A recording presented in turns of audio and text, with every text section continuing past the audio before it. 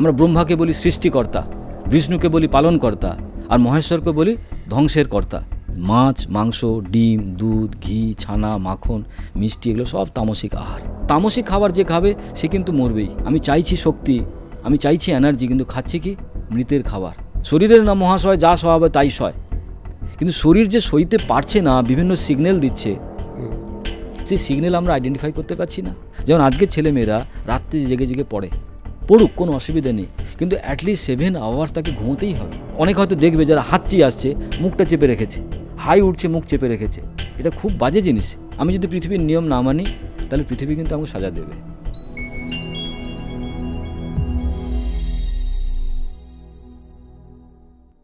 অন্ন, বস্ত্র, বাসস্থান আমরা আগেও শুনেছি, এখনও শুনছি, হয়তো ভবিষ্যতেও শুনবো। বিশেষ করে এই ভোটের বাজারে তো এগুলো নিয়ে খুব চর্চা হয়। কিন্তু অন্ন অর্থাৎ খাদ্য, এই খাদ্যের একটা অভ্যাস থাকাটা খুব দরকার আমাদের জীবনে। এবং এই খাদ্যের অভ্যাস নিয়ে আজকের আমাদের এপিসোড। কোন কোন খাদ্য ভালো, কীরকমভাবে খাওয়া ভালো, এবং কোন খাদ্যে কি উপকার কিংবা অপকার আছে, সেটা নিয়ে আজকে আমরা আলোচনা করব। আমি ওয়েলকাম করব সমীর কুমার ধারা মহাশয়কে। তার সাথে আমাদের আড্ডাটা খাদ্যের অভ্যাস নিয়ে, সেটা কিন্তু মিস করবেন না, কারণ বাচ্চা থেকে বুড়ো সবার কিন্তু এটা কাজে আসবে।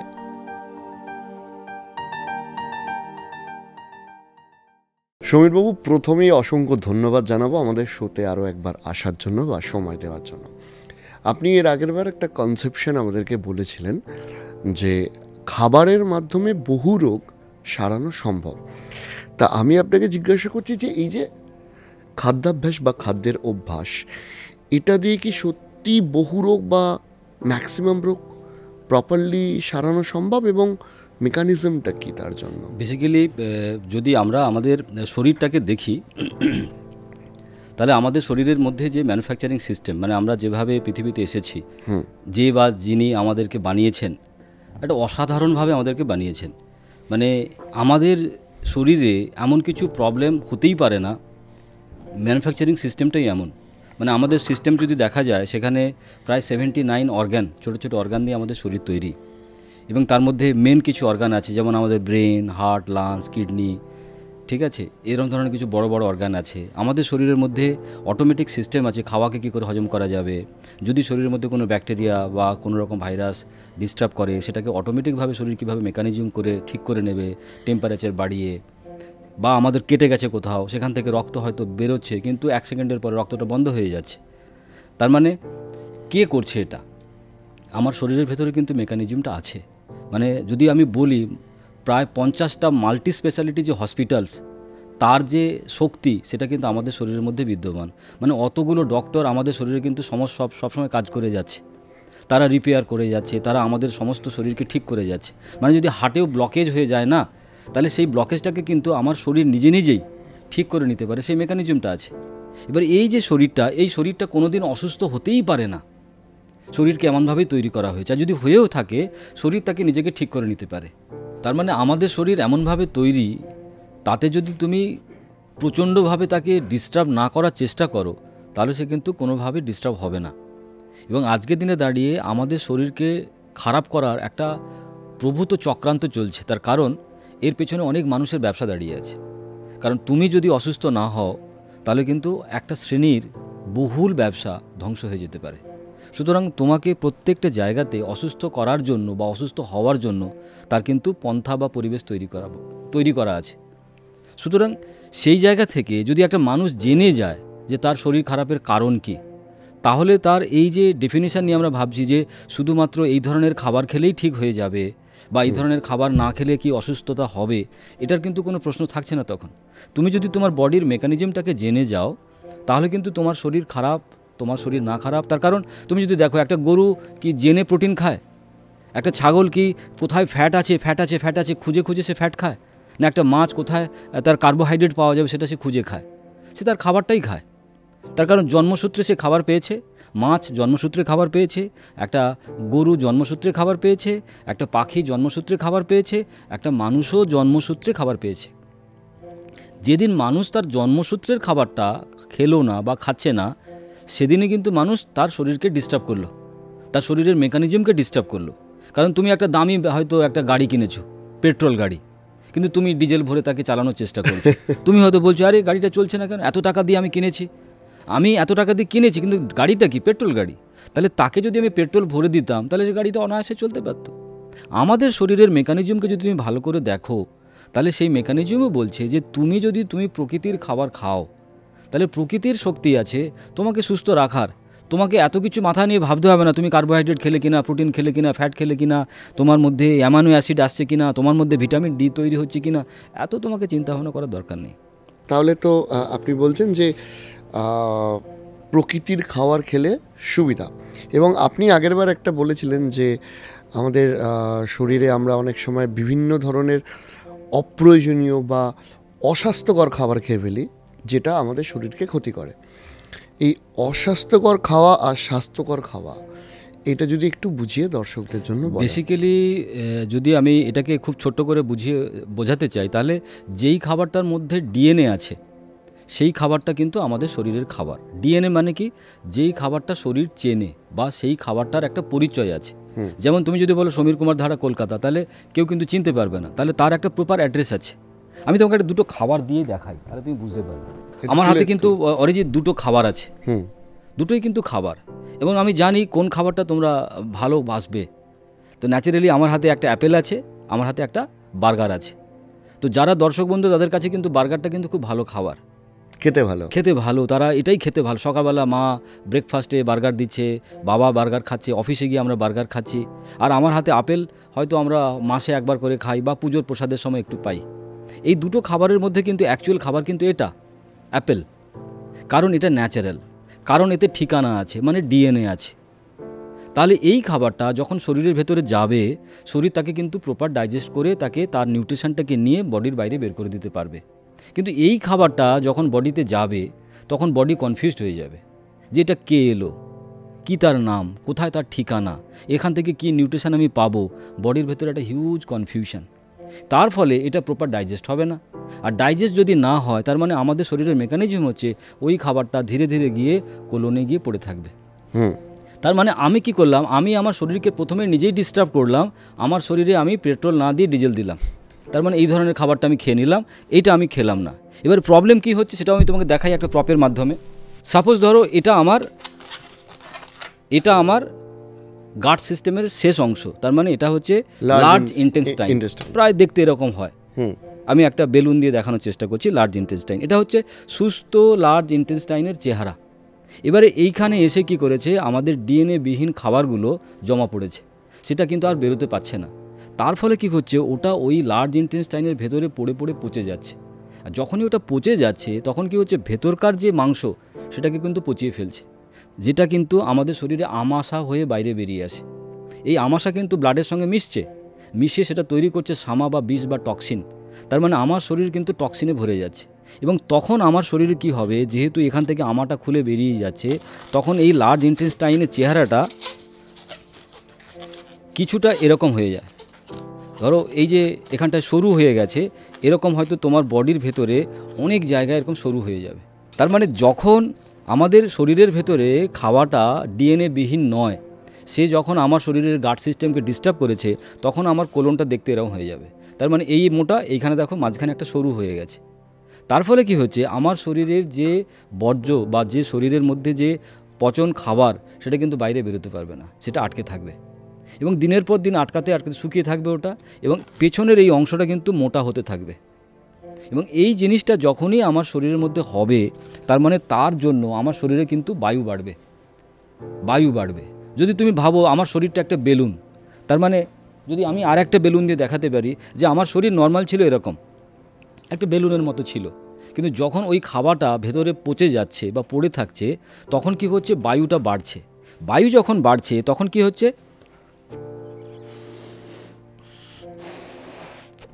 তোমার শরীরে এভাবে প্রেশার চলে এসেছে। এবার এই প্রেশার এসে যদি তোমার হার্টে গিয়ে প্রেশার ক্রিয়েট করে, তুমি বলছো আমার হার্টের ব্লকেজ বা হার্টের প্রবলেম।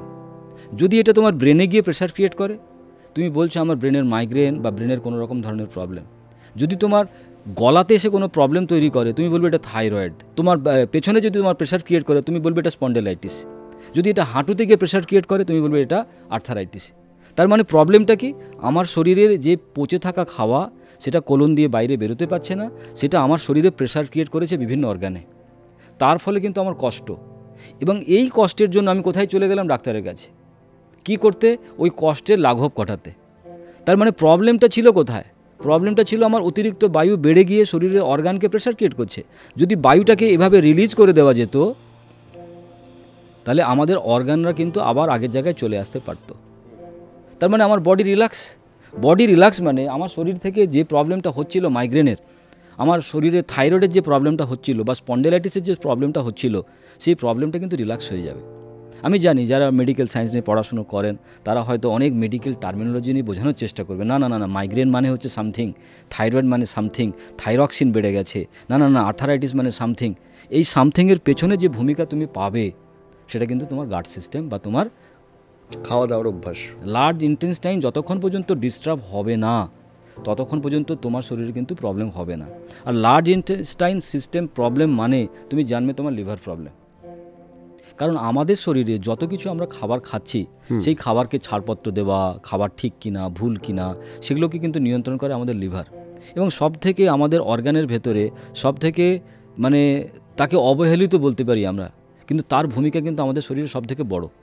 এই লিভার কি করছে, এই যে আজকের দিনের এত খাওয়া, সেই খাওয়াগুলোকে কনভার্ট করছে কোলেস্টেরলে, ট্রাইগ্লিসারিডে, এলডিএলে।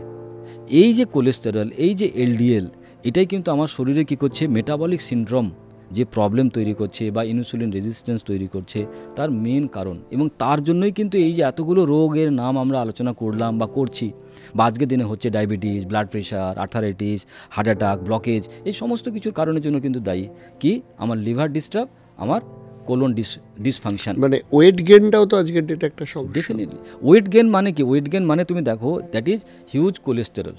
তার মানে আমি এমন কিছু খাবার খেয়েছি যে খাবারটা আমার শরীরে কি হয়েছে, পরিমাণে বেশি গেছে।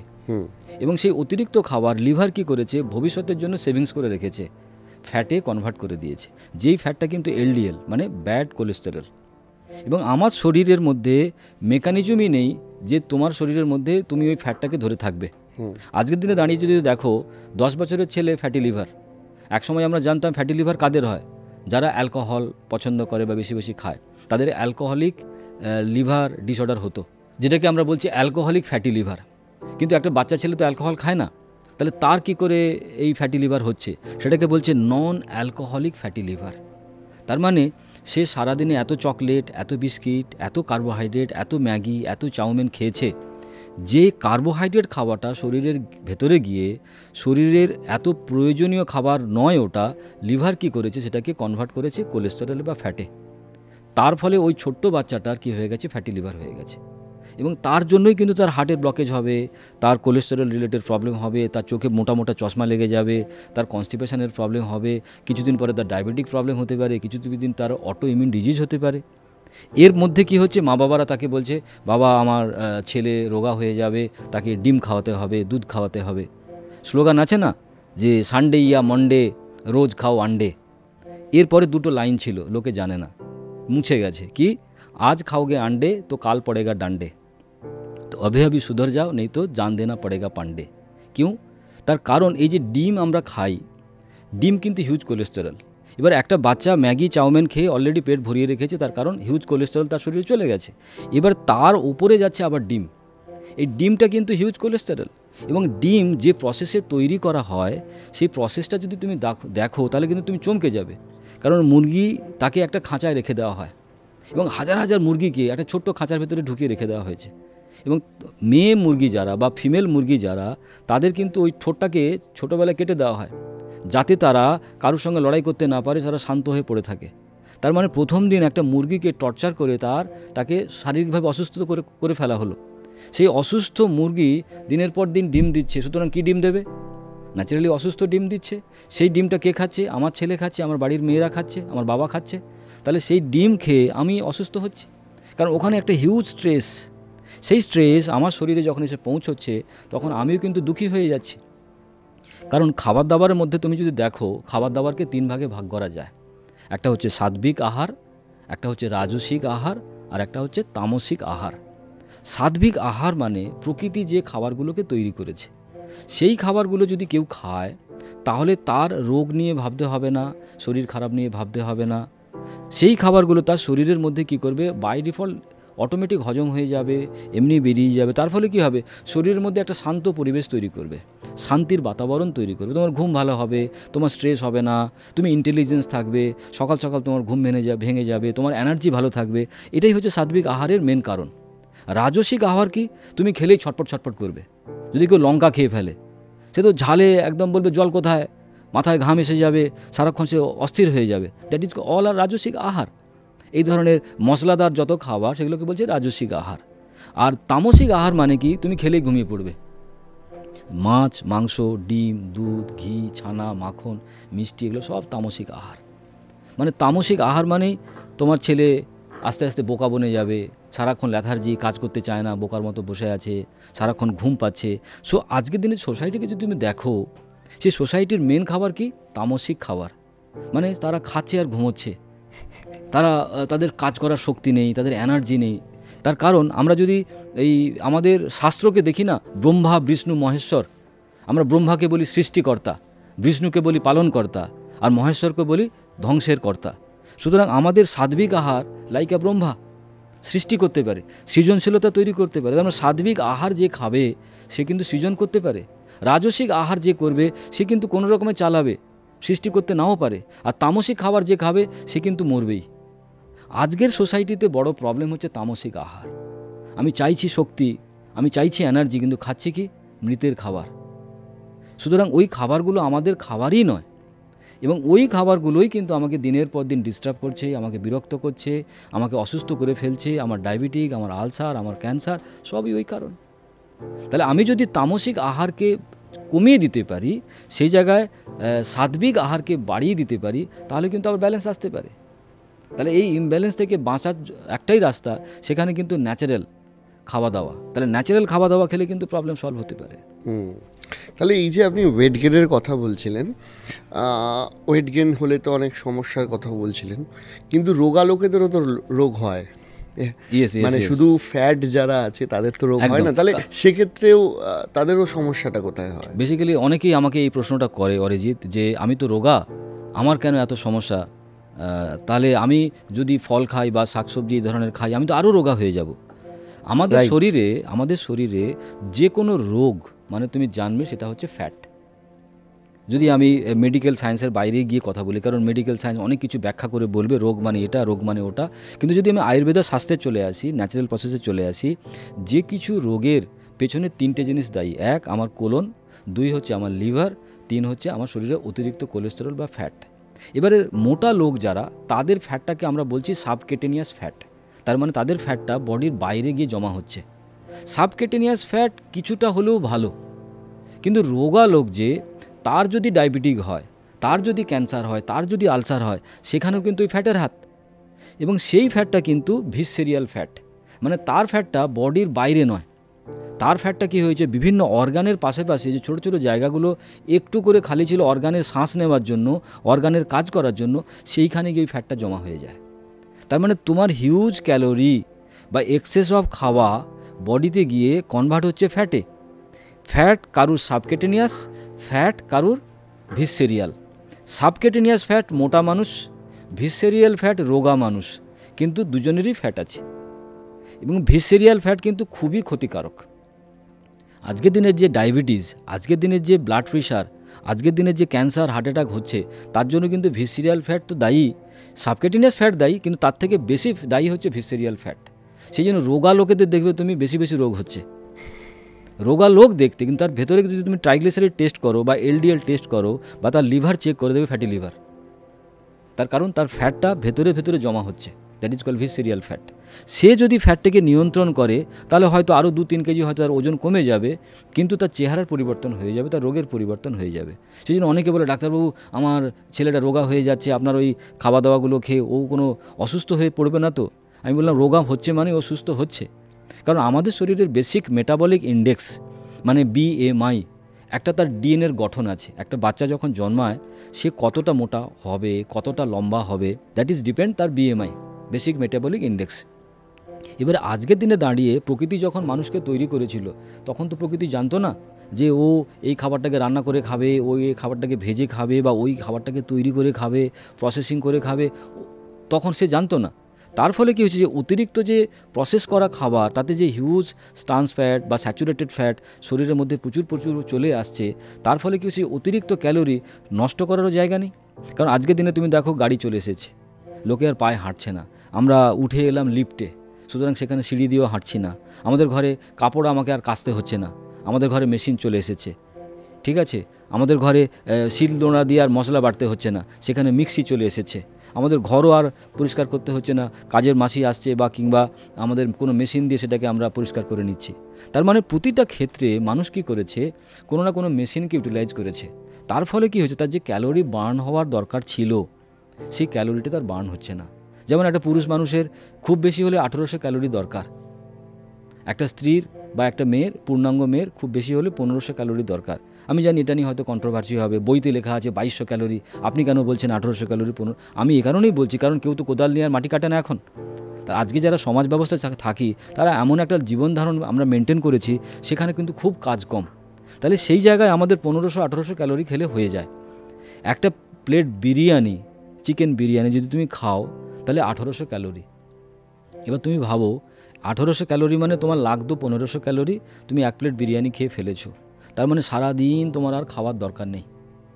কিন্তু সেখানে কি হয়, সেটা সকালবেলা লুচি তরকারি হয়েছে, দুপুরবেলা বিরিয়ানি হয়েছে, রাত্রিবেলা আবার অনেক কিছু তরকারি হয়েছে, এর মাঝখানে আইসক্রিম হয়েছে, কোল্ড ড্রিঙ্কস হয়েছে, কিছু স্ন্যাক্স হয়েছে। তার মানে তোমার শরীরে কত ক্যালোরি গেল?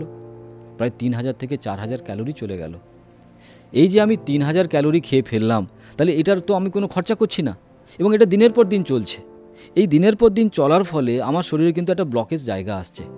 তার ফলে কি হচ্ছে, অতিরিক্ত খাবার কোলেস্টেরল বাড়িয়েছে, অতিরিক্ত খাবার আমার কোলনের অ্যাক্টিভিটিকে বাড়িয়েছে, কোলন কাজ করতে পারছে না। কারণ একটা কোলন রিলিজ হতে বা আমাদের মুখ থেকে কোলন অবধি যে ডিস্টেন্স 30 ফিট, এই পুরো রাস্তাটা যদি ননভেজ থাকে, তাহলে তাকে ক্লিন করতে 3 দিন সময় লাগে, 3 ডেজ লাগে। তার মানে আমার কোলন লাস্ট 20 বছর বিশ্রাম পায়নি, লাস্ট 30 বছর বিশ্রাম পায়নি, লাস্ট 50 বছর বিশ্রাম পায়নি। সুতরাং সে ডিস্টার্ব হবে না তো কী হবে?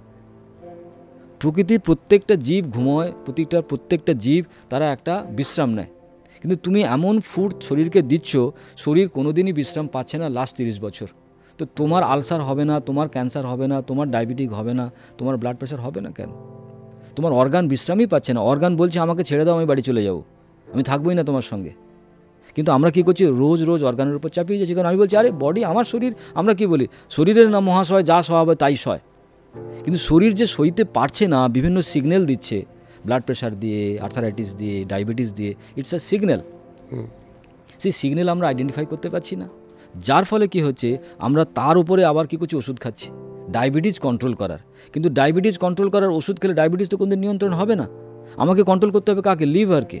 লিভার কীভাবে কন্ট্রোল হবে? যদি আমি এমন কিছু খাবার খাই যাতে ফ্যাট বাড়বে না, কোলেস্টেরল বাড়বে না, বা এমন কিছু খাবার খাই যেটা কিনা আমার কোলন থেকে বেরিয়ে চলে যাবে, তাহলে আমি সেই খাবারগুলো দিলেই আমার শরীর ঠিক হয়ে যাবে। কিন্তু সেই খাবারগুলো না খেয়ে যদি আমি মেডিসিন খেয়ে সুস্থ করার শরীরকে চেষ্টা করি, তার মানে আমি কি করছি, আমি শরীরকে আরও বেশি খারাপের জায়গায় নিয়ে চলে যাচ্ছি দিনের পর দিন। সেই জায়গায় যদি আমি কোলন ডিটক্সিফিকেশান করতে পারি, লিভার ডিটক্সিফিকেশান করতে পারি, আর আমার যে খাওয়া দাওয়া যদি নেচার মেড আমি খাবার দাওয়া খেতে পারি, তাহলে কিন্তু আমার ডায়াবেটিক থেকে শুরু করে, ক্যান্সার থেকে শুরু করে, আলসার থেকে শুরু করে সমস্ত রকমের যে মেডিকেল প্রবলেম, সেটা থেকে কিন্তু আমি মুক্তি হতে পারি বা মুক্তি পেতে পারি। ওকে, আপনি ডায়াবেটিসের কথা বলছিলেন, তার সাথে আপনি আবার ন্যাচারাল খাওয়া দাওয়ার কথাও বলছেন। দেখুন, একটা প্রশ্ন আমার মাথায় আসছে যে ডায়াবেটিস বা সুগার যাদের আছে, সো কল্ড, ইন জেনারেল আমরা শুনেছি ফল খেলে তো এই সুগারের মাত্রা বাড়ে রক্তে, তাহলে ডায়াবেটিস রুগীরা যদি ফল খান তাদের তো আরও বেশি ক্ষতি হতে পারে। এই প্রশ্নটা কিন্তু আমাকে প্রতিদিন ফেস করতে হয় অনেকবার করে। তার কারণ আমাদের মেডিকেল সায়েন্স বা আমাদের ইউটিউব, ফেসবুক কিংবা ঘণ্টাখানেক সামথিং লোকে শুনে লোকের মধ্যে ধারণা তৈরি হয়ে গেছে যে কিভাবে তাদের জীবন চলে বা কোথায় কোথায় প্রবলেম হয়। লোকে জেনে গেছে জ্বর হলে প্যারাসিটামল খাও, ওটা খেলে এটা খেয়ে নাও, ওটা করলে এটা করে নাও। তো এইটা জেনে মানুষের একটা ধারণা তৈরি হয়েছে। সেই জায়গায় যখন তারা নতুন শোনে যে ডায়াবেটিস রোগী কী করে ফল খাবে, তাহলে তো তার গ্লুকোজ আরও বেড়ে যাবে। এই জায়গায় আমি তোমাকে বলি, ডায়াবেটিস রোগী খায় কি? সে তো কোনো না কোনো খাবার খায়। তাহলে যেই খাবারটা আমি খাবো সেই খাবারটা কিন্তু আমার শরীরে কী হবে, গ্লুকোজে কনভার্ট হবে। বা মিষ্টিতে বা চিনিতে কনভার্ট হবে। আমাদের শরীর কী করবে, সমস্ত খাবারকে, আমি ভাত খাই, মুড়ি খাই, রুটি খাই, শাকসবজি খাই, যা খাবার খাই সেই খাবার কিন্তু কনভার্ট টু গ্লুকোজ। আর যদি ফল খাই সেটা কনভার্ট টু ফ্রুক্টোজ। এবার আমি তোমাকে যদি উদাহরণ দিই, 1 কাপ ভাত যদি 100 গ্রাম হয়, সেটা কিন্তু শরীরে গিয়ে, আমি ধরে নিলাম 100 গ্রাম গ্লুকোজ তৈরি করে। কিন্তু 1 কাপ ফ্রুট শরীরে গিয়ে 50 গ্রাম ফ্রুক্টোজ তৈরি করছে। তার মানে 1 কাপ ভাত যে পরিমাণ গ্লুকোজ তৈরি করে, 1 কাপ ফল তার থেকে অর্ধেক গ্লুকোজ তৈরি করে আমাদের শরীরে। এবার তুমি বলো, বিং আ ডায়াবেটিক পেশেন্ট, তুমি কোনটা খাবে? যেটাই কম হবে। তার মানে আমি ফল খেলে যদি আমার শরীরে গ্লুকোজ কম হয়, তাহলে আমার ফল খাওয়াটাই বেটার। তার মানে ডায়াবেটিস রোগী যদি ফল খায়, ফ্রুটস খায়, তাহলে কিন্তু তার ডায়াবেটিস ওই লেভেলে বাড়বে না যদি সে পাউরুটি খায়, ভাত খায়, রুটি খায়, বা আদার্স কিছু খাবার খায়, মিষ্টি খায়। সুতরাং ফলের মধ্যেও কিন্তু গ্লুকোজ আছে, বাট সেটাকে আমরা ফ্রুক্টোজ বলছি, সেটা কিন্তু অর্ধেক মাত্রা। মানে সেটা যদি 1 কাপে গিয়ে যদি 100 গ্রাম হয়, 1 কাপ ফ্রুটসে গিয়ে কিন্তু সেটা 50 গ্রাম হচ্ছে। সেই জায়গাতে আমি খেতে পারি 1। সেকেন্ড কারণ কি, ফলের মধ্যে প্রচুর ফাইবার থাকছে, ন্যাচারাল ফাইবার, প্রচুর পরিমাণে ওয়াটার থাকছে, ভিটামিনস থাকছে, মিনারেলস থাকছে, প্রচুর পরিমাণে আমার শরীরের জন্য নিউট্রিশন থাকছে। তাহলে আমি এমন একটা খাবার খেলাম যেটা এক তো আমার শরীরে গিয়ে গ্লুকোজ বাড়াচ্ছে না, সেকেন্ড প্রচুর পরিমাণে ফাইবার দিচ্ছে, নিউট্রিশন দিচ্ছে, প্রচুর পরিমাণে ওয়াটার দিচ্ছে, এবং যার মধ্যে কিন্তু ডিএনএ আছে। যেই খাবারটার মধ্যে ডিএনএ আছে, ডিএনএ মানে কি, আমার খাবার শরীর তাকে চিনতে পেরেছে, তাকে প্রপার ডাইজেস্ট করবে, তার থেকে প্রপার নিউট্রিশন নেবে, তাকে বডি থেকে বের করে দেবে। কিন্তু সেই জায়গায় যদি আমি 1 কাপ ভাত দেখি, প্রথম কথা বডি তাকে চিনতে পারলো না, একটা হিউজ কনফিউশন, একটা গ্লাইসেমিক ইন্ডেক্স প্রচুর পরিমাণে বেড়ে গেল, হাই পিক সুগার ভাত খেলে, আবার হাই পিক নামবে ওটা। তার মানে কি, আমার শরীরে হঠাৎ করে সুগার বাড়ছে, আবার যখন খিদে পাচ্ছে, এমন খিদে পাচ্ছে আমার হাত পা কাঁপছে, কারণ গ্লুকোজটা এতটা উঠে যায়, আবার গ্লুকোজটা হঠাৎ করে নামতে থাকবে। তার কারণ যেহেতু তার ভেতরে কোনো ফাইবার নেই, সেটা ধীরে ধীরে হজম হবে না, সেটা হাই পিক হজম হবে, ব্লাডে গিয়ে সুগারটা চলে যাবে, তারপর যখন খরচা হয়ে যাবে সেটা আবার সঙ্গে সঙ্গে পড়তে শুরু করে দেবে, আবার আমার খিদে পেয়ে যাবে। আপেল খেলে আমার খিদে কিন্তু তাড়াতাড়ি করে পাবে না, ভাত খেলে কিন্তু আমার খিদে তাড়াতাড়ি করে পাবে। আপেল খেলে আমার শরীরে ফ্যাট কনজাম্পশন ওই পরিমাণে বাড়বে না, ভাত খেলে আমার শরীরে ফ্যাট কনজাম্পশন বেড়ে যাবে। কেন?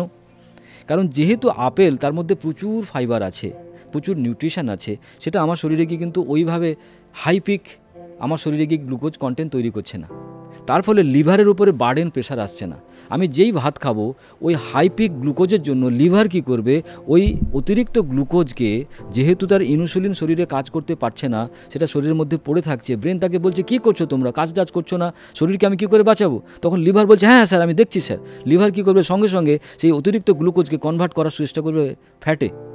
তার মানে আমার ভাত, আমি খেলাম আমি কার্বোহাইড্রেট, সেটা পরিণত হয়ে গেল ফ্যাটে গিয়ে। তার মানে সেই ফ্যাটটা কিন্তু আমার কারণটি ছিল ওটার জন্য ডায়াবেটিস। তার কারণ আমার অর্গানের ভেতরে ভিসেরিয়াল ফ্যাট সব ভরে বসে আছে, কিংবা আমার অর্গানের বাইরে গিয়ে সাবক্যাটিনিয়াস ফ্যাট ভরে বসে আছে। তাহলে যেই ফ্যাটের কারণে আমার শরীর খারাপ ছিল, আমি ভাত খাওয়ার কারণে সেই ফ্যাটটাকেই বাড়ালাম। আর আমি ফলটাকে কী করলাম, ওখানে মিষ্টি আছে তাই খাবো না, মিষ্টি আছে কিন্তু ওটা আমার শরীরের জন্য ক্ষতিকারক নয়। সুতরাং আমাদের কাছে যখন কোনো পেশেন্ট আসে না, বেসিক্যালি তাকে আমরা এই কাউন্সিলিংটাই করি, যে কি খেলে, কেমন করে খেলে, কতটা খেলে, কেন তোমার প্রবলেম হবে আর কেন তোমার প্রবলেম হবে না, এটা যখন তাকে আমরা বুঝিয়ে দিই, সুতরাং তার আদার্স যে মেডিকেল প্রবলেম বা তার যে মেডিকেল প্রবলেমটা হয়েছে সেগুলো তার সম্পূর্ণ সেরে যায়। তাহলে এই যে ননভেজ বা ডেয়ারি প্রোডাক্ট, এটা কীরকমভাবে ক্ষতি করে? যেমন একটা স্লোগান তুমি শুনতে পাবে, দুধ না খেলে হবে না ভালো ছেলে, দারুণ একটা স্লোগান, কিন্তু এরপরে 2টো লাইন আছে, যে যদি তুমি খাও দুধ তাহলে তোমার হসপিটালে বাড়বে সুদ, ঠিক আছে, আর সারা জীবন খেতে হবে ওষুধ। কেন? কারণ দুধ বা মিল্ক প্রোডাক্ট, ডেয়ারি প্রোডাক্ট একটা হিউজ কোলেস্টেরল। এবারে তোমার শরীরে অলরেডি পিজা, বার্গার তুমি খেয়ে নিয়েছো, আইসক্রিম খেয়ে নিয়েছো, অলরেডি কোলেস্টেরল, মাছ মাংস সব ভরে পড়ে আছে, তারপরে তুমি যদি আবার দুধ খাও, তাহলে ওটা কি হচ্ছে, ডবল ডায়াবেটিক হয়ে যাচ্ছে। তার মানে তোমার ওগুলো খেলে তো ডায়াবেটিক হয়েছে, এরপরে যদি তুমি আবার মিল্ক খেয়ে নাও, তার জন্য তোমার আরও বেশি করে ফ্যাট বাড়ছে, আরও বেশি করে কোলেস্টেরল বাড়ছে। যেটা থেকে বাঁচার জন্য তুমি দুধ খাচ্ছ, তোমার শরীরে সুগার বাড়বে না বলে তুমি উল্টে ফ্যাট বাড়িয়ে ফেলছো। আর কি, দুধ দেখো একটা ন্যাচারাল জিনিস, ন্যাচারাল ফেনোমেনা। দুধ কখন পায় মানুষ? যখন বাচ্চাটা ছোট থাকে, সেটা 1 বছর বা 1.5 বছর, তারপর যখন তার স্টমাক বড় হয়ে যাচ্ছে, তখন সে চিবিয়ে খেতে পারছে, দুধ তখন তার বন্ধ হয়ে যাচ্ছে। তাহলে এটাই কিন্তু পৃথিবীর নিয়ম। তাহলে আমি যদি পৃথিবীতে থাকি বা পৃথিবীতে থাকতে চাই, তাহলে পৃথিবীর নিয়ম মেনেই আমাকে চলতে হবে। আমি যদি পৃথিবীর নিয়ম না মানি, তাহলে পৃথিবী কিন্তু আমাকে সাজা দেবে। পৃথিবী কিন্তু আমাকে নীল করে দাঁড় করিয়ে রাখে না, পৃথিবী আমাকে জেলে ভরে দেয় না, পৃথিবী আমাকে বলবে না তুমি নীল ডাউন হয়ে থাকো, পৃথিবী কিন্তু আমাকে নীরব সাজা দেবে। আজকের দিনে দাঁড়িয়ে মানুষের যত শরীর খারাপ সেটা কিন্তু নিয়ম না মানার সাজা। তার মানে তোমার শরীর তৈরি হয়েছিল এমন ধরনের খাওয়ার জন্য। তুমি যদি আমাদের মানব শরীরকে ভালো করে দেখো, তাদের শরীর কিন্তু তৃণভোজী শরীরের সঙ্গে মেলে। তাদের দাঁত দেখো, আমাদের দাঁত দেখো, তাদের ডাইজেস্টিভ ট্র্যাক দেখো। একটা গরুর ডাইজেস্টিভ ট্র্যাক দেখবে, ছাগলের ডাইজেস্টিভ ট্র্যাক দেখবে প্রায় 30 ফিট, একটা মানুষের ডাইজেস্টিভ ট্র্যাক দেখবে 30 ফিট। একটা গরু চুমুক দিয়ে জল খায়, ছাগল চুমুক দিয়ে জল খায়। একটা বাঘকে তুমি দেখো, মাংসাশী প্রাণী, তার ডাইজেস্টিভ ট্র্যাক মাত্র 7 থেকে 8 ফিট। সে চিবিয়ে খায় না, গিলে খায়। তার দাঁতগুলো দেখো, আমাদের দাঁতগুলো দেখো, সে জল চেটে চেটে খায়। আমরা কিন্তু জল চেটে চেটে খাই না। বাঘ একদিন মাংস খেলে 2 দিন আর কিছু খায় না, চুপ করে পড়ে থাকে। কিন্তু আমাদের প্রত্যেক 2-3 ঘন্টা অন্তর কিছু না কিছু খেতে হয়। তার মানে আমাদের শরীরের মেকানিজম যেভাবে প্রকৃতি তৈরি করে পাঠিয়েছে, একটা যারা কিনা মাংসাশী প্রাণী তাদের প্রকৃতি কিন্তু অন্যরকম করে পাঠিয়েছে। তুমি যদি জবরদস্তি মাছ মাংস খাও, তার মানে তুমি প্রকৃতির বিরুদ্ধে যাচ্ছ। প্রকৃতির বিরুদ্ধে যে যাবে তার কিন্তু শরীর খারাপ হবেই। যেমন আমি কালকের একটা ঘটনা বলি। কালকে একজন ভদ্রমহিলা আমার কাছে এসেছিলেন, স্টমাক ক্যান্সার। তো উনি এসে খুব কাঁদছেন। ওনার 2টো মেয়ে, 1 বছর আগে ওনার হাজব্যান্ড মারা গেছে স্ট্রোকে। তো ন্যাচারালি ওনাকে ব্যবসা সব দেখতে হয়। তো উনি বিজনেস সূত্রে এমন একটা বাজারে যান যেখানে টয়লেট ভালো নয়, সেই জন্য টয়লেট যেতে পারেন না। সকাল থেকে দুপুর অবধি টয়লেট চেপে বসে থাকে। টয়লেট একটা ন্যাচারাল ফেনোমেনা। তারপরে বাড়িতে যখন উনি ফিরে আসেন, তাড়াতাড়ি খিদে পায় বলে দুধ চা খেয়ে নেন। দুধ চা কী করছে, তার শরীরে প্রচুর পরিমাণে গ্যাস বাড়িয়ে দিচ্ছে।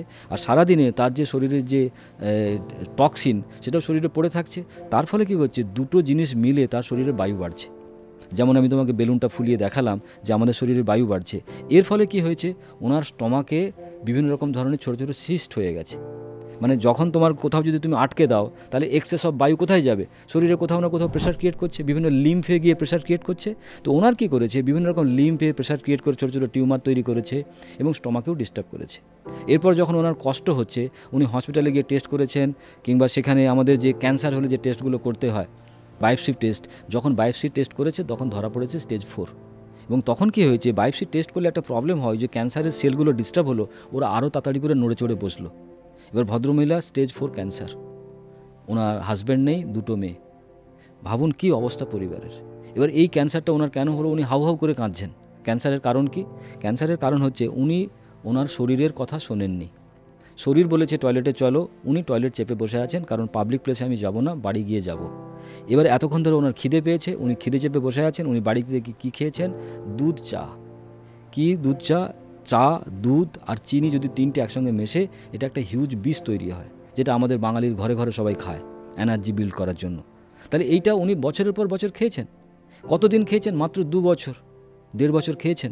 তার জন্য ওনার ক্যান্সার। এবং তার জন্য ওনার যা সিচুয়েশান আমি জানি না কি হবে, আমরা চেষ্টা করছি। এই যে আজকে লোকেদের এত পাইলসের প্রবলেম, তার কারণ তারা টয়লেট করতে চায় না, কারণ তাদের সময় নেই। তারা কম্পিউটারে কাজ করছে, তারা বাসে আছে, ট্রেনে আছে। হ্যাঁ, ডেফিনেটলি, কারণ তোমার বজ্র পদার্থ বাইরে বেরোবে না, সেটা কোথাও না কোথাও টিউমার, সেটা কোথাও না কোথাও স্টোন, সেটা কোথাও না কোথাও তোমার জমবে। সুতরাং তুমি জমাচ্ছ শরীরে। এবার তোমার ঘুম পাচ্ছে, তুমি ঘুমোচ্ছ না, শরীরের ন্যাচারাল মেকানিজম। তুমি বলছো না না আমাকে পরীক্ষায় ভালো রেজাল্ট করতে হবে। তুমি পরীক্ষায় হয়তো ভালো রেজাল্ট করে নেবে অরিজিৎ, কিন্তু আসল পরীক্ষায় তুমি ফেল করে যাবে।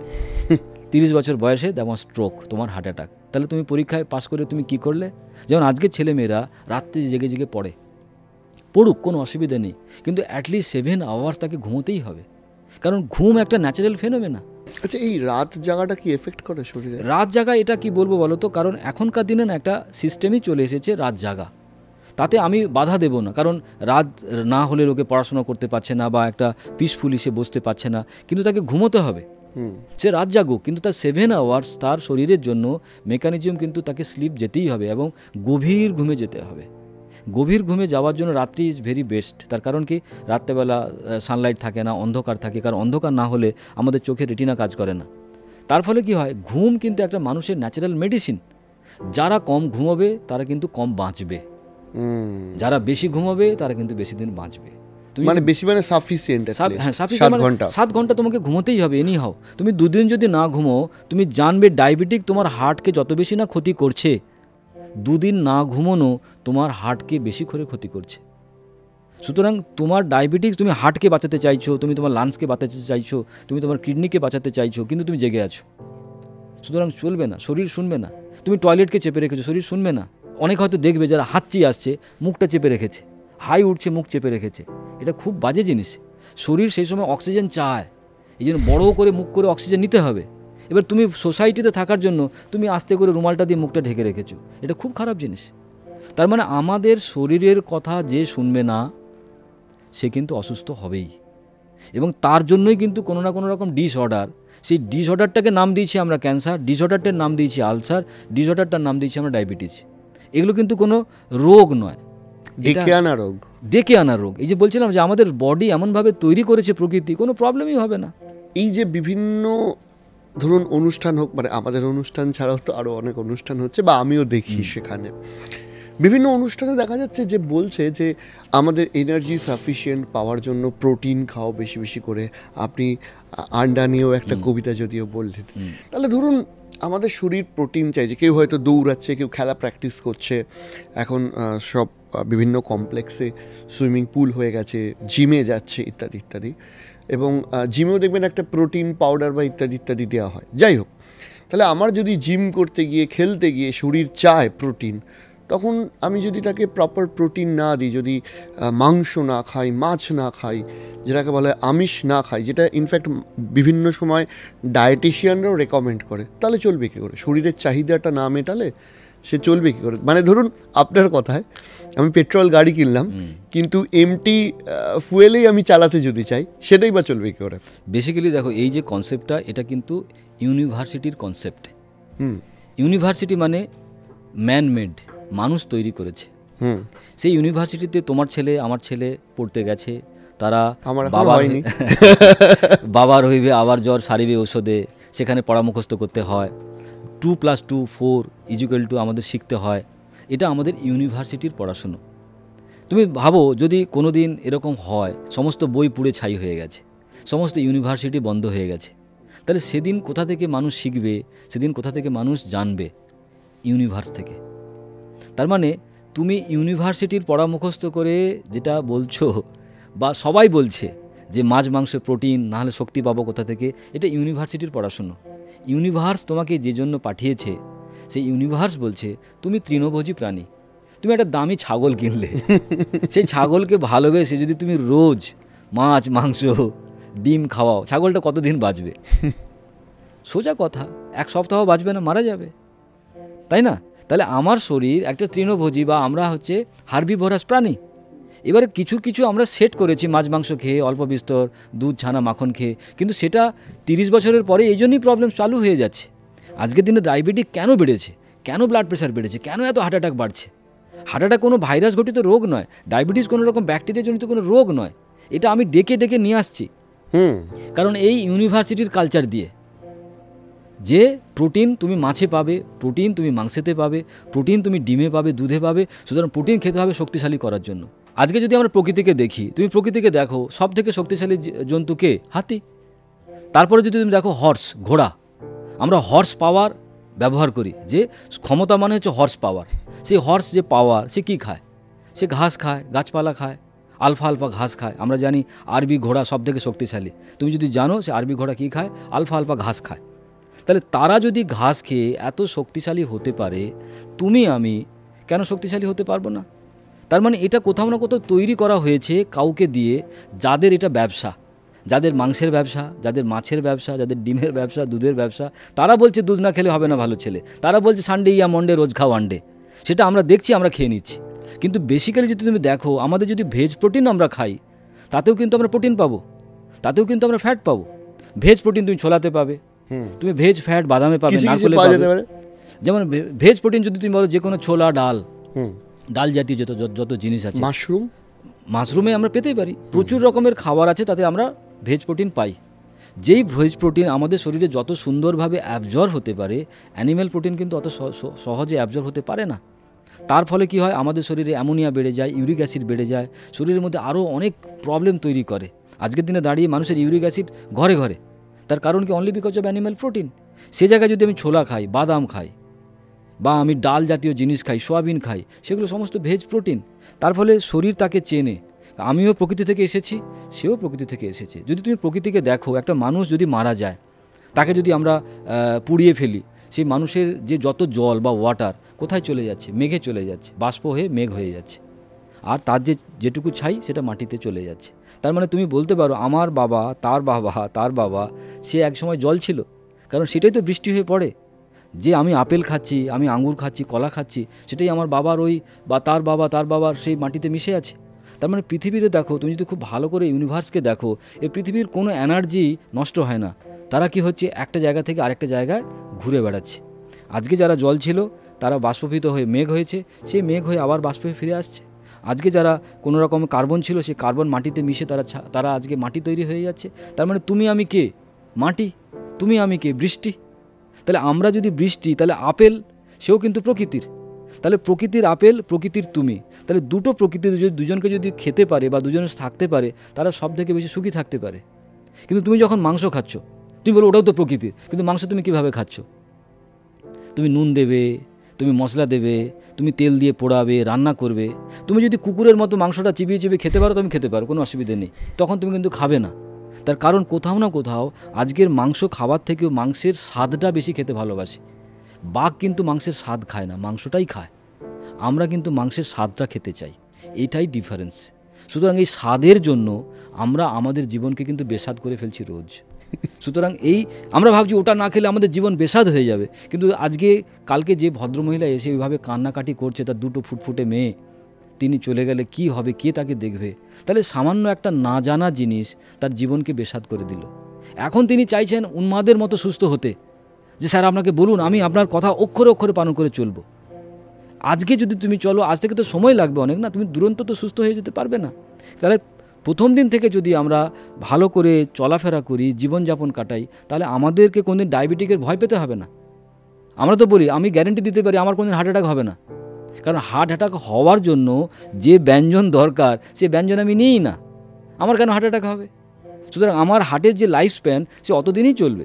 সুতরাং একটা মানুষও গ্যারেন্টি দিতে পারে, তুমিও গ্যারেন্টি দিতে পারো যে আমার আর যাই হোক হার্ট অ্যাটাক হবে না, আমার আর যাই হোক ডায়াবেটিক হবে না, আমার আর যাই হোক কোলেস্টেরল, লিভার, ফ্যাটি লিভারে হবে না। তার কারণ আমি প্রকৃতির খাবার খাই।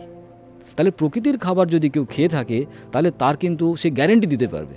সুতরাং এই জন্য আমাদের কাছে যখন কোনো মানুষ আসে, তাকে যখন আমরা পুরো ব্যাপারটা বুঝিয়ে দিই, তারপরে যদি বলি যে তোমার এই প্রবলেমটা কিন্তু 7 দিন, 8 দিন, 10 দিনে ঠিক হয়ে যাবে, গ্যারেন্টি, ম্যাজিক হবে, তো উনি বিস্ময় প্রকাশ করেন, হাউ ইটস পসিবল ম্যাজিক হবে? আমি 15 বছর ঘুরে বেড়াচ্ছি এই হসপিটাল, ওই ডাক্তারের কাছে, এত ওষুধ খেয়ে ফেলেছি, এত আমার টেস্ট রিপোর্ট, সেই রিপোর্ট থেকে আপনি তো আপনি তো কোনো পরীক্ষা নিরীক্ষাই করলেন না, আপনি তো আমার রিপোর্টই দেখলেন না, তাহলে আপনি কি করে বলছেন ঠিক হয়ে যাবে? তার কারণ ন্যাচারাল যে ফেনোমেনা, যদি সেই ফেনোমেনাটা কেউ মানে, তাহলে তার মধ্যে শক্তি আছে, তার বাইরের শক্তিতে কোনো কিছু হয় না। তার মানে আমাদের শরীর অ্যালাইনমেন্ট নেচারের সঙ্গে। আমি যদি নেচারের খাবার খাই, নেচারের মতো জীবনযাপন করতে পারি, তাহলে কিন্তু আমি সুস্থ হয়ে যাব। এবার অনেকে আমাকে প্রশ্ন করে, স্যার আমি তো আইটি ইঞ্জিনিয়ার, আমি ল্যাপটপে বসে আমাকে সারা রাত কাজ করতে হয়। তো তাদেরকে আমি বলি যে তুমি যখন জন্মেছিলে তখন তো প্রকৃতি জানতো না তুমি আইটি ইঞ্জিনিয়ার হবে। প্রকৃতি জানতো তুমি প্রকৃতির সন্তান, প্রকৃতির খাবার খাবে। তাহলে তুমি ল্যাপটপ চালাও আর যা কিছুই করো, প্রকৃতির নিয়ম তোমাকে মানতে হবে। তুমি ঘুমোবে না, তোমার আজকে স্লিপ ডিসঅর্ডার হবে, তোমার ইনসোমিনিয়া হবে। এবার তুমি বলছো আমার কেন ইনসোমিনিয়া? তার কারণ তুমি দীর্ঘদিন না ঘুমিয়ে তোমার শরীরের মধ্যে না ঘুমানোর একটা রেজিস্ট্যান্স তৈরি করেছো। রেজিস্ট্যান্স মানে কি, আমাদের বডি একটা অদ্ভুত রকমভাবে কাজ করে। সাপোজ ভাবো এক্ষুনি যদি একটা ট্রেনের আওয়াজ পাই, আমরা চমকে যাব, এত বিকট শব্দ। কিন্তু তুমি ভাবো স্টেশনের পাশে একটা ছোট্ট বাচ্চা ঘুমিয়ে আছে, কত ট্রেন যায়, কত ট্রেন আসে, স্টেশনেই ঘুমিয়ে আছে, সে কিন্তু ঘুমিয়েই আছে। তাহলে তার কান শুনতে পাচ্ছে না কিন্তু এই আওয়াজ, তার কারণ কি, তার কান রেজিস্ট্যান্স হয়ে গেছে, ওই সাউন্ডটা শুনতে তার কানে সাউন্ড না আসার বাধা সৃষ্টি হয়ে গেছে। আমাদের বডিও কিন্তু একই রকমভাবে মেকানিজম। তুমি যদি না ঘুমিয়ে তোমার বডির একটা মেকানিজম তৈরি হয়ে যাবে। তুমি যদি না টয়লেটে যাও, না টয়লেট গিয়ে তোমার বডিতে একটা না টয়লেট যাওয়ার মেকানিজম তৈরি হয়ে যাবে, দ্যাট ইজ কল্ড কনস্টিপেশন। তুমি যদি না ঘুমো দ্যাট ইজ কল ইনসোমিনিয়া। তুমি যদি ভুলভাল খাবার খাও, সেটা প্র্যাকটিস হতে হতে তোমার ওই ইনসুলিন রেজিস্ট্যান্স, যেটা আমি বলছি ইনসুলিন রেজিস্ট্যান্স, ইনসুলিন বাধাপ্রাপ্ত হয়ে ইনসুলিন রেজিস্ট্যান্স হয়ে তোমার ডায়াবেটিস রোগ, বা সেটাকে যদি আমরা বলি সায়েন্টিফিক ভাষায় মেটাবলিক সিনড্রোম। তাহলে এই সমস্ত কারণের জন্য দেখো তোমার একটা বদ অভ্যেস, তোমার সিস্টেম না মানা, তোমার প্রকৃতির নিয়ম না মানা। সুতরাং আজকে মানুষ বলছে আমি চাঁদে চলে গেছি, সে গর্ব প্রকাশ করছে। আমি আজকে রকেট তৈরি করেছি, গর্ব প্রকাশ করছে। কিন্তু তুমি যতই গর্ব করো, তুমি আজকে 9 মাস 10 দিনকে ব্রেক করতে পেরেছো? আজকে প্রকৃতিতে 9 মাস 10 দিন একটা সন্তান জন্ম হয়। তাহলে 9 মাস 10 দিনের মধ্যেই কিন্তু রাষ্ট্রপতির বাচ্চা, একটা রিক্সাওয়ালার বাচ্চা, একটা ইউনিভার্সিটিতে যাওয়ার বাচ্চা, একটা কেউ পড়াশুনো করেনি তারও বাচ্চা কিন্তু ওই 9 মাস 10 দিনেই হচ্ছে। প্রকৃতির নিয়ম কিন্তু আজও বদলায়নি। প্রকৃতির নিয়ম আমরা আজও বদলাতে পারিনি। আজও কিন্তু মাধ্যাকর্ষণ শক্তি আছে, তাকে তুমি ফাঁকি দিতে পারো, আলাদা ব্যাপার, কিন্তু শক্তি তো আছে। সেই শক্তি আছে বলে তুমি একটা ঢিল ছুঁড়লে ওপরে আসে।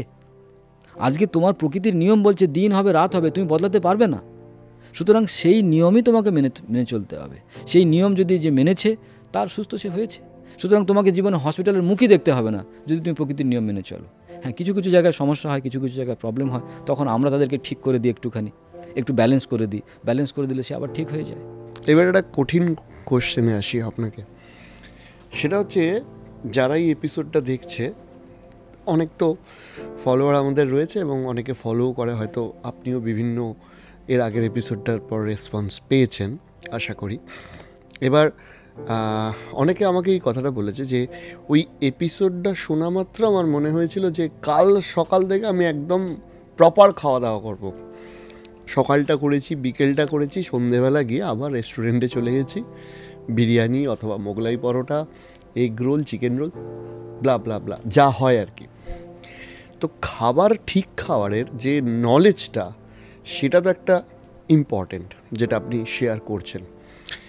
এবার আমি যে রোজ নিত্য নৈমিত্তিক দিন ঠিক খাবার খাবো, এটা একটা মোটিভেশন বা সাইকোলজিও লাগে, সেইটা কি করে গ্রো করা যাবে? দারুণ কোশ্চেন, কারণ এটা আমার জন্য শুরু হয়েছিল। কারণ আমি যেদিন থেকে এই জীবনযাপনে আসি সেদিন এই প্রবলেমটা কিন্তু আমি ফেস করেছি। প্রবলেমটা কি বলতো, আমাদের যে হাঁড়ি কড়া বা আমাদের যে চারদিকের খাবার দাবারের ব্যবস্থা, সেখানে কি chicken roll, mutton roll, chow mein, Maggi দেখলেই লোভ লাগে, তার প্রস্তুতি হয়ে আছে। প্লাস আর একটা অসুবিধা হয়েছে, এটা অনেকে শেয়ার করেছে, যে ধরুন আজ থেকে 10 বছর আগে কি হতো, সন্ধেবেলা বাড়িতে বৃষ্টি পড়ছে, আমি আটকে গেছি, আমার মুড অফ, বন্ধুবান্ধবদের সাথে দেখা হচ্ছে না, কিন্তু আমাকে হয়তো রেস্টুরেন্টে খেতে যেতে হলেও 1 ঘন্টা, আধ ঘন্টা, নিদেন পক্ষে 10-15 মিনিট জার্নি করতে হবে। এখন সেটা না, আমি ফোনে অ্যাপ থেকে অর্ডার করছি, বাড়িতে চলে আসছে। ফলে এই যে বাইরের খাওয়ার যে অভ্যাস, সেটা এখন দ্বিগুণ 3 গুণ বেড়ে গেছে। মানে আমি মোবাইল খুললেই তো আমার জিভ লক লক করছে, মাটন বিরিয়ানি কিংবা চিকেন বার্গার। তো সেইটা কি করে রেজিস্ট? বেসিক্যালি আমি যেভাবে করেছি সেটা বলি, তার কারণ আমি কোথা থেকে টুকে পাস করিনি, আমি আমার লাইফ দিয়ে, জীবন দিয়ে আমি করেছি, এবং আমার সঙ্গে সঙ্গে আজ হাজার হাজার মানুষ তারা করতে পারছে। আমি ওই যন্ত্রণাটা বুঝি। সেই যন্ত্রণাটা আমি কিভাবে মিট আপ করেছি, যে কারণ যেদিন আমি প্রথম এই ধরনের খাবার বাইরে আসছি, ওই জিনিসটা তো আমাকে ক্রেভিং করছে। তা আমি সবসময় ভাবছি আমি যেটা খাবো বা খাচ্ছি তার আগে আমার শরীরকে একটু দিয়ে নিই। কারণ একটা তো মনের খাবার, যেটা টেস্টি হতে হবে, স্বাদিষ্ট হতে হবে, আর একটা শরীরের খাবার যার হয়তো স্বাদ খুব ভালো নয়, শসা, টমেটো, গাজর, বিট, মূলো কিংবা আপেল, কলা, তরমুজ, এই জিনিসগুলো হচ্ছে আমার শরীরের জন্য খাবার। সেটা আমরা জেনে গেছি, কিন্তু খেতে পাচ্ছি না। তার কারণ কি? এক পরিবেশগত ব্যাপার। কারণ পরিবেশে তুমি যদি কলকাতা পুরো ঘুরে ফেলো, তুমি কোথাও স্যালাডের দোকান পাবে না, কোথাও তুমি ভালো ফল কেটে রেখেছে বা তোমাকে দেবে এরকম নেই তোমার কাছে। সমস্ত জায়গায় যখন আমরা যাচ্ছি তখন দেখতে পাচ্ছি আমাদের হাতের মধ্যে কি খাবার আছে, রোল আছে, চাউমিন আছে, ম্যাগি আছে, এই ধরনের খাবার সব চারদিকে দাঁড়িয়ে আছে। এবারে তারপরে আমি কি করে জিনিসটাকে ম্যানেজ করব, সেই জন্য আমাকে বাড়ি থেকে প্রস্তুতি নিতে হবে। যেমন তুমি পরীক্ষার হলে গিয়ে যদি প্রস্তুতি নাও, টুকলি ছাড়া তোমার কিছু কাজ নেই। ঠিক তেমনি যদি তুমি সুস্থ হতে চাও, তাহলে বাড়ি থেকে তোমাকে প্রস্তুতি নিতে হবে। আমি আজকে সকালবেলা উঠে পেঁপে খেতে চাই, পাকা পেঁপে। কোথায় পাবো? আমাকে বাড়িতে তো গাছ নেই, গাছ পেড় থেকে পেঁপে পেড়ে আমি খাবো। তার মানে আগের দিন সন্ধ্যেবেলা আমাকে পেঁপেটা কিনে রেখে দিতে হবে। আমি কলা খেতে চাই, পাকা কলা, তার মানে আমাকে প্রস্তুতিটা নিতে হবে। আমি আপেল খেতে চাই, আপেলটাও কিনে রাখতে হবে। তার মানে একটা প্রস্তুতি লাগবে তোমার এই জীবনে চলার জন্য। এতদিনের প্রস্তুতি কী ছিল? বিরিয়ানি বানানোর প্রস্তুতি। বাড়িতে ওই রকম মশলা কেনা আছে, ওই রকম এলাচ রাখা আছে, ধনেপাতা রাখা আছে, লঙ্কা রাখা আছে, জিরে রাখা আছে, পরিবেশটাকেই চেঞ্জ করতে হবে। তার মানে আমার ওই পরিবেশে আমি অভ্যস্ত ছিলাম। মা বললো কী করবি, একটু আলু ভাজা ভেজে দিচ্ছি, একটু আলু ভাজা করে দিলাম, একটুখানি পেঁয়াজি ভেজে দিচ্ছি, তার মানে ওটা রেডি আছে। কিন্তু যদি আমি বলি স্যালাড বানিয়ে দাও, মা বলছে এই বাবা শশা তো নেই রে বাবা, গাজরটা তো শেষ হয়ে গেছে।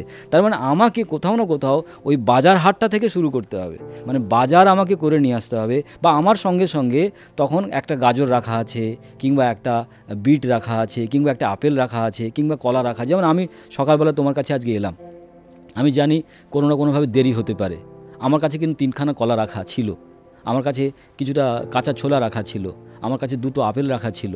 তার মানে আমি যখন খিদে পেলাম তখন ওই খাবারটা আমি খেয়ে নিলাম।